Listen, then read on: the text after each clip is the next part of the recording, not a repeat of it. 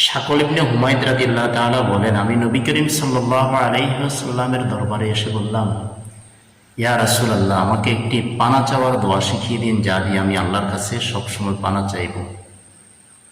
তিনি বলেন, নবী করিম সাল্লাল্লাহু আলাইহি ওয়াসাল্লাম আমার হাত ধরে বললেন, বলো আমার সাথে, আল্লাহুম্মা ইন্নী আউযু বিকা মিন শাররি সামঈ ওয়া মিন শাররি বাসারি ওয়া মিন শাররি লিসানি ওয়া মিন শাররি কলবি ওয়া মিন শাররি মানিয়্যি।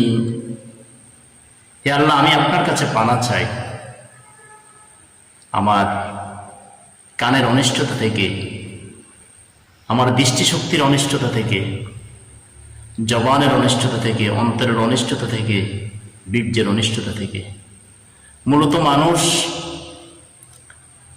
কান, চোখ, জবান, অন্তর, লজ্জাস্থান দিয়ে মূলত মানুষ গুনাহ করে থাকে।